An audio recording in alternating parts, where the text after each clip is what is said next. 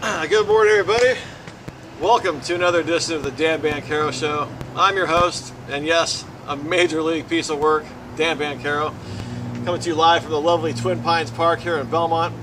Hope everybody had a great Thanksgiving. I know there's been much anticipation for this week's episode, being that I took 2 weeks off to give everybody time, to sit around the fire and the dinner table for the holidays. I apologize I wasn't able to contribute last week with another episode of the Dan Banchero Show. I know that people like to sit around and discuss the topics that we go through and some of my life experiences. And after all, the Dan Banchero Show is a family show. So anyway, so I left off in 2008 last time, and 2008 was a pretty smooth year. It was a transition year for me. I got into talking about spirituality and new hobbies like reading and this whole new mind I had and all these new experiences and some of the challenges going forward. And things looked pretty smooth. I had a lot of new experiences happening, and life looked like it was going to be pretty smooth sailing from there on out.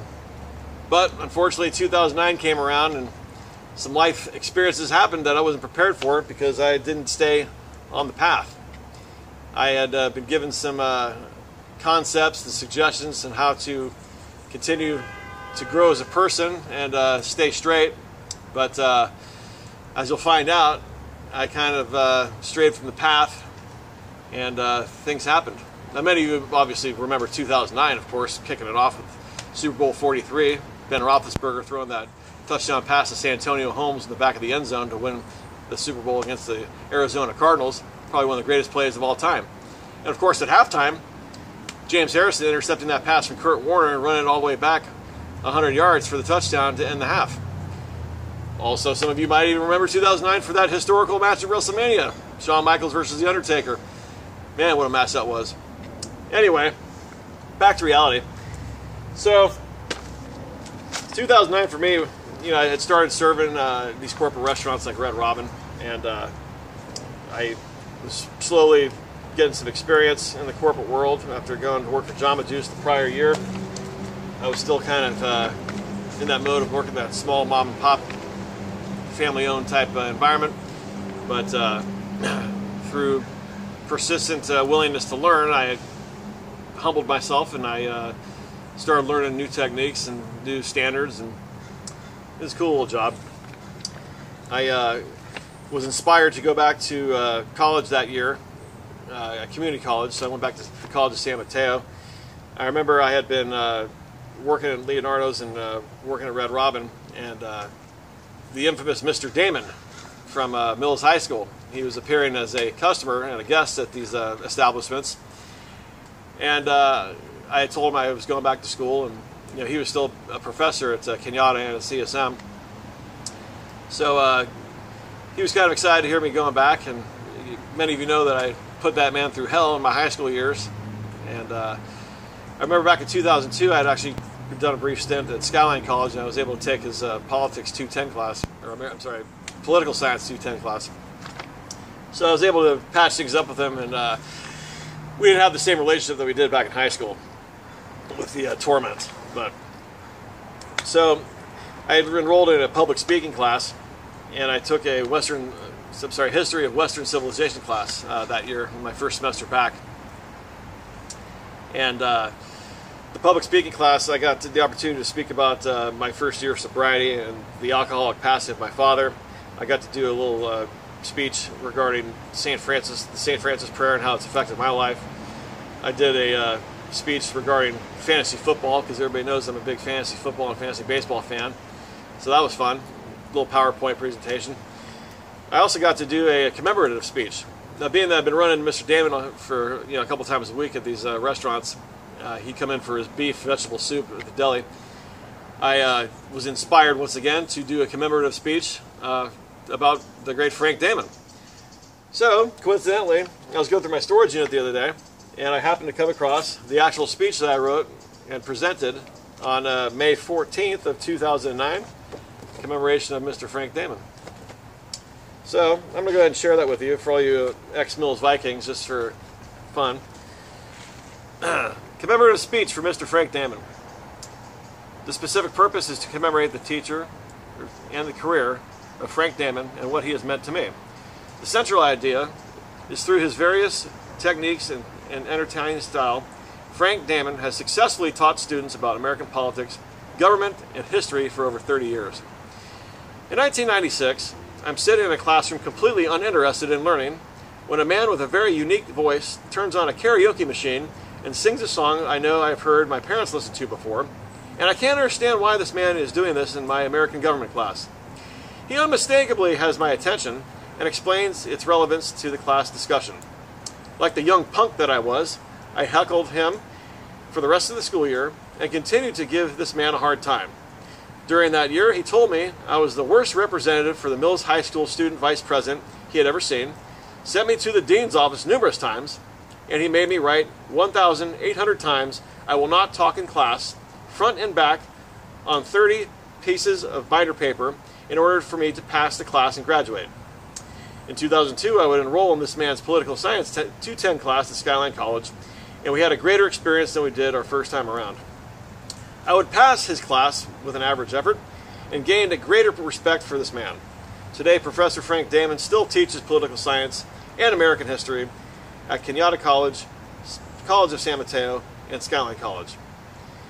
He is my most favorite teacher I have ever had, and I would like to commemorate him for his efforts to bring the best out of his students for over 30 years.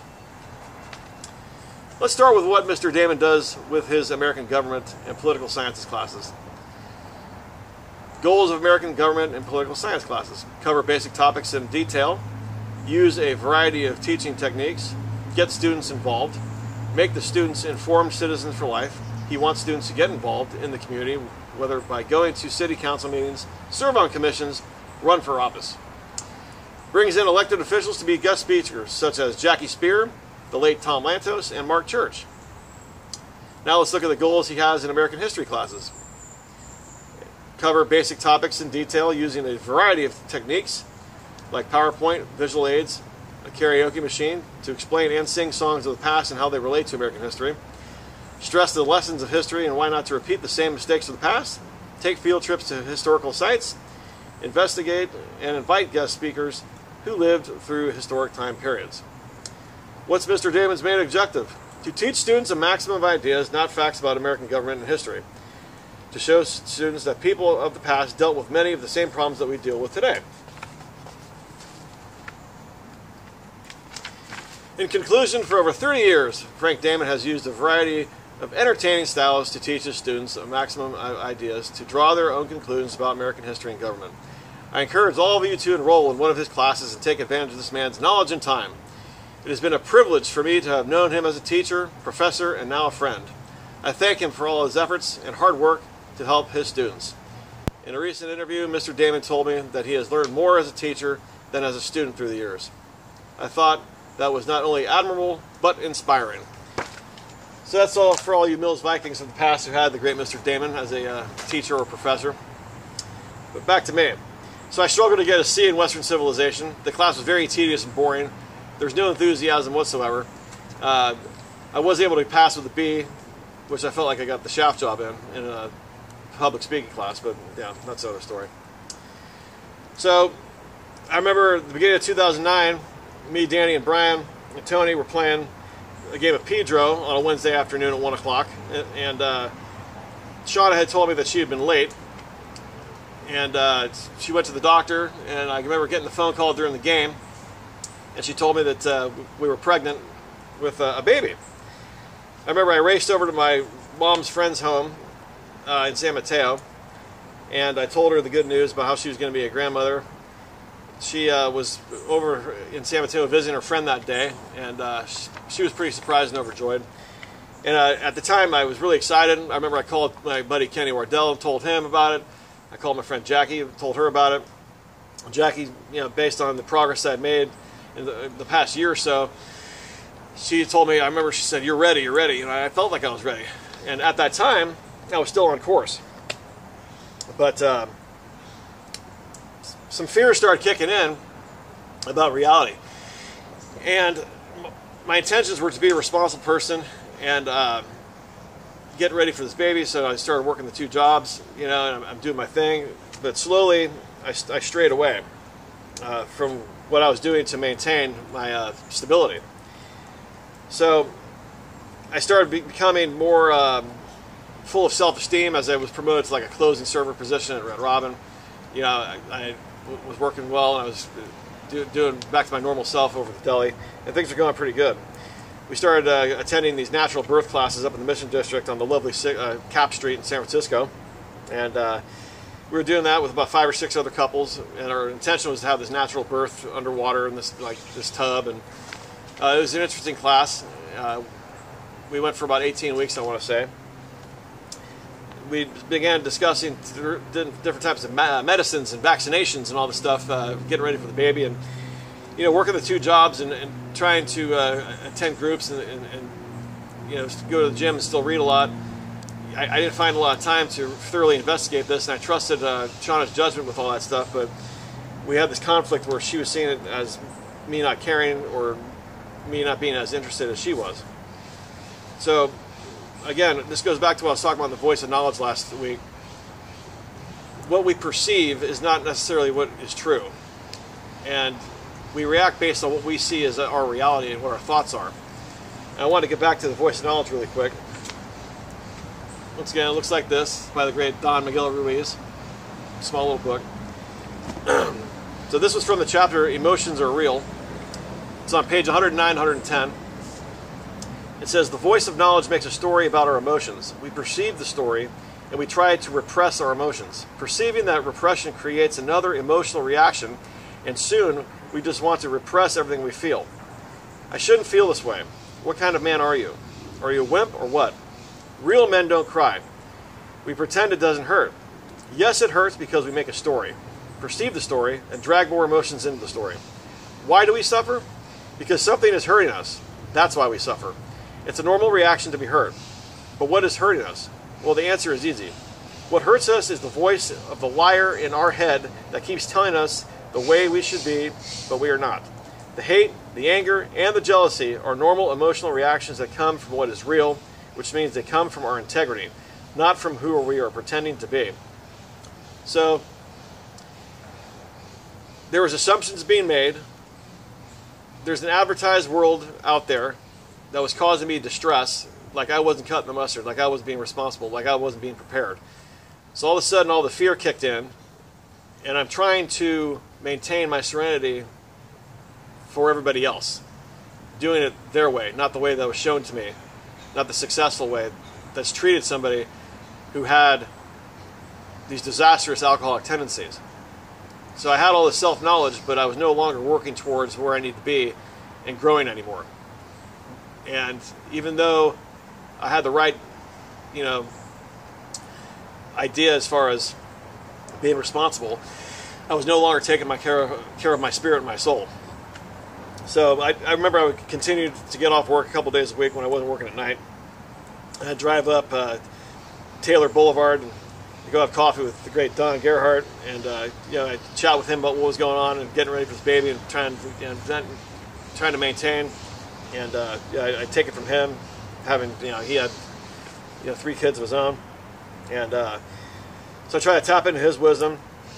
And I would still continue to call Diablo Valley Ranch to this other guy named Don, who had a lot of knowledge about the Bible, and I call him late at night. So eventually, it became all about work. There's no more reading spirituality books. There was no more prayer. There was no more of the self-appraisal on a daily basis of any type of flawed characteristics that I was having. I didn't have any influential message anymore to carry on to somebody else who might be going through the same problems I was going on. So, of course, the madness came back. I snapped one night. I remember it was a Thursday in June of 2009. I was driving down El Camino, and I just went straight to the liquor store, and I picked up some cheap vodka and some of these little 4-packs of the Sutter Home wine, and I went back to the house to cook dinner, and I just started going after it, and I was drinking like, just pounding these drinks. And I remember Shauna came home, and I was in the kitchen. There was a huge mess going on in the kitchen. I was all hammered, and I was crying, and I was upset, and she felt terrible. And there was confusion. I remember I woke up the next day, and she was concerned, and I walked right back, and I got some more booze over the liquor store, and she's freaking out. we had a little disagreement, and I went out to talk on the phone, and that immature, sick mind came back after, you know, almost 2 years of not being in that state.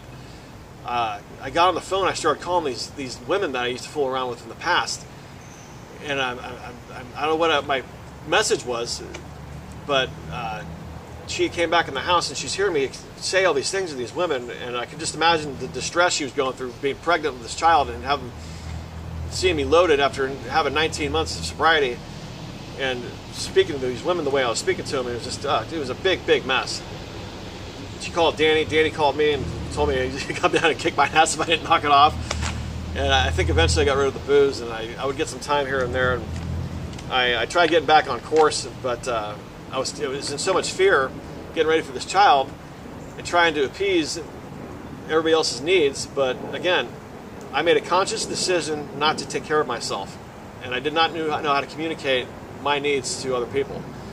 So I'd be upset with myself, and then I'd build resentments. So I began sneaking booze. I remember I'd be up at CSM in the summer time. I took a mathematics class, and I'd be in the Cadillac, the 82 DeVille, and I'm drinking tall cans or whatever going to class, and then I'd get off work at Red Robin, and just in case there was any type of friction when I got home, I'd sneak a couple tall cans or some wines, and I'd eat some peanuts or Doritos to kind of try to get it off my breath. So I'm doing all these devious things. You know, I'm wanting to get my way at any cost. I remember, you know, I stopped going to baseball games once in a while with my buddy Tim Cummings. We were going to games like once a month or so, and that was causing conflict. You know, we wanted to save money, but I felt like I wasn't able to do anything that I wanted to do anymore. I remember we'd had disputes about me going to play cards once a week with my buddies. And it got to the point where I wasn't going to take no for an answer because it was so preposterous. I would dress up in my Red Robin uniform, say I'm going to work, and then go play cards and come home like I was at work. Or I'd go play cards, and then on the way home, before I'd leave somebody's home, I'd be suiting up in my Red Robin outfit to go home. Because I had to have my way. I was no longer going to take no for an answer. I wasn't going to explain myself. I was in fear of conflict or having conversations that just needed to happen. And that's a form of entitlement. So a person with me who has a mental disease that's untreated, because I'm not praying, I'm not seeking guidance, I'm trying to do it my way, the entitlement kicks in, and basically this is what happens. So this is from the Entitlement Cure. This is another book I had mentioned a couple weeks ago by John Townsend. So on page 64 and 65, this is from the chapter God's Framework for the Right Way of Life. This describes me almost to a T. Entitlement does not prompt you to accept the negatives in your life. It drives you away from admitting your flaws, away from bringing them up with people you trust, and away from learning how to deal with them. Instead, the entitled attitude has 3 directions, all of which destroy your health. Denial. The person in denial simply turns her back on reality. She refuses to admit her flaws to herself or anyone else, which eliminates any possibility of deep and satisfying relationships. Who would put up with that for very long? Worse, denial keeps her from growing, changing, and transforming. God doesn't heal what goes unconfessed. Therefore, confess your sins to each other and pray for each other so that you may be healed. That's from James 5:16 in the Bible. Going further, it says perfectionism. The person caught up in perfectionism beats himself up for failures, minor or major. His standard for performance is perfection, and he offers himself little grace when he stumbles. He constantly scrutinizes and condemns himself and never makes it to a point of self-acceptance. I remember doing that many times, striving for more money. If I didn't make a certain amount, I'd be beating myself up. I'd say I wasn't cutting the mustard. Narcissism.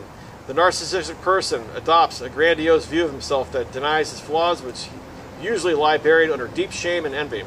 He is so afraid to see himself as he really is that he reacts in the opposite direction towards the I'm special stance, in which he becomes arrogant and selfish and has difficulty feeling empathy for others. And I wasn't feeling that way for anybody. I wasn't happy with the way my life had been turning. Even though I was trying to be responsible, I felt neglected, I felt unappreciated, and hence the entitlement kicked in, and I'm going to do what I want to do, and that's it.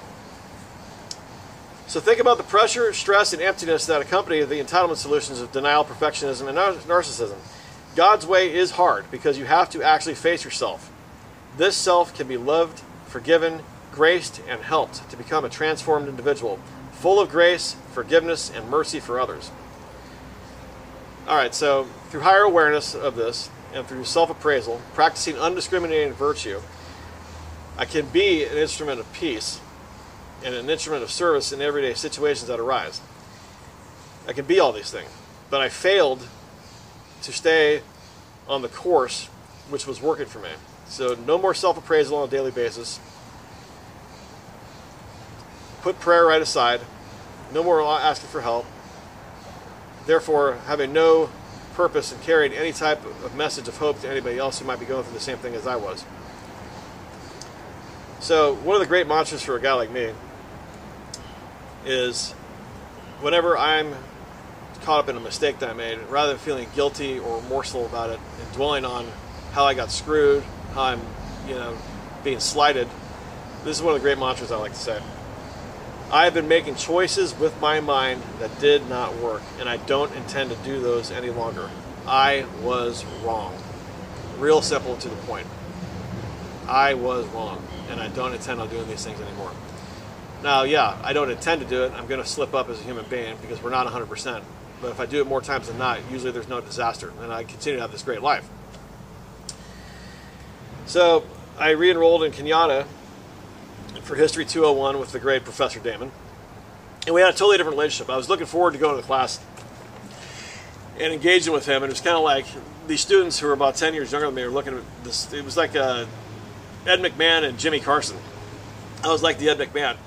So he's constantly referring to me, and I'm in the front row, and I'm giving commentary back and forth, and the students are looking over at me. And it was actually quite comical. It was a really good time. I actually enjoyed the class quite a bit. I don't think I got the grade that I wanted, but I felt like I was making some type of restitution for the way I treated the guy over the years. So that was cool. Shauna was a little bit upset because she had to drop out of school at City College of San Francisco, and I believe she might have felt a little bit slighted that I was going to school. I probably should have thought about her feelings a little bit more. But I was having so much fun, being back in school, and it gave me a little something to do. We all need a little hobby or something to do on the side. So I remember the Niners were playing the Rams, and me and Tim went to the game, and I had a couple pops at the game. The Niners beat them 35-0. Sean Hill threw a couple two touchdown passes, and Glenn Coffey ran for about 70 yards, and the Niners won 35-0. And Tim wasn't very happy that day, being a Rams fan. And I came home, and Sean had gone into contractions, right? So she was upset with me because she knew I had a couple pops, and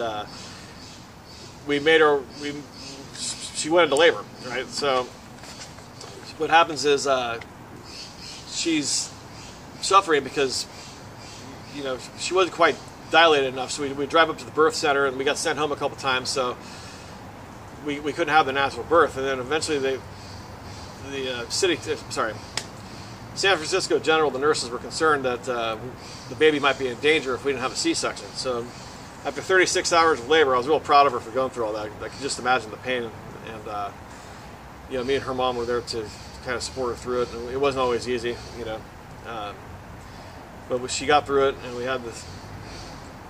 We were at the hospital, and I was holding her hand when they were sawing her open and all that, and out comes the baby, and they bring her around the corner and they say it's a girl. I was like, oh man, it's a girl. All right. I'd always thought we were gonna have a son. I wanted to carry on the Banchero name and all that, but that's just my ego.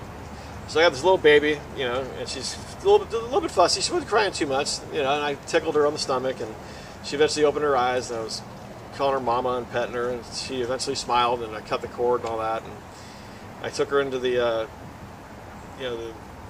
room, and I was with her, and my mom and Irene, Shauna's mom, came in, and they said hi to her and checked her out. And it took a couple hours for Shauna to recuperate from the C-section. Eventually she came in, and we didn't have a name for a girl. We were going to name, if it was a son, we were going to name him Angelo Stephen Banchero. We didn't have a girl name picked out. So a couple hours go by, and Shauna says, how about Stella? I said, all right, I'll go with Stella. That sounds good. And then we went with Shauna's middle name, Monet. And that's how Stella Monet Banchero came into existence. What a moment, man. And as she matured as a baby in the next couple months, she looked dead on. There's no denying this baby. With my bald head and my baby picture and hers, it was exactly the same as the trip. So I got to hold Stella for a little bit and took off my shirt. And they say that the babies like to have skin to skin, first contact with their parents and all that. So we did all that, and that was fun. And I remember my Aunt Lisa and my cousins came, and we had pizza down the street afterwards. And we brought her home about a week later and invited some of the gang over for some appetizers, and they got to meet her. And it was fun, we were laying in bed one night, and we had the little baby bed in between us. And Shauna looked over at me and she said, "Good idea, babe." We had this little person inside of our bed with us, and it was quite an inspiring situation. So I was going in and out with the booze here and there, but the madness hadn't quite kicked in yet. I remember when we got a little pumpkin outfit for Stella for her first Halloween, and later on that year we went to a wedding for this coworker of mine's, and I took this little baby on the dance floor. I'm holding her up, and she's smiling at me, and we're dancing. It was just fun. We went to the mall. We didn't plan on taking Christmas pictures that day, but I had this unusual Motley Crue sweatshirt, which had a woman with a gag ball in her mouth, and we took our first Santa Christmas photo with the gag ball and the baby. But that's just the way things work out. So 2009 overall there was a lot of good moments, but the insanity had kicked in, and it was just starting. And as you'll find out in the next couple episodes, it's going to get a little edgy, as I've warned. There's a lot of things that people are going to question why I'm bringing this up, why I'm talking about this on camera. Some people might question my intentions for why I'm saying the things I'm saying and talking about and disclosing. But there's got to be some people who have gone through or are currently going through these things that can appreciate it. And it might help somebody out, man. That's the goal. And like I said, I know who my judge is nowadays, and I got nothing to hide. So anyway, hope you enjoyed this week's segment. Next week, get ready, because the fun's going to start. It wasn't always fun when it was happening, but now looking back, I can have a little bit of a laugh about it, and maybe you can too, and you'll be inspired. Who knows? Anyway, here's to feeling good all the time. I'm Dan Banchero, and thanks for joining me.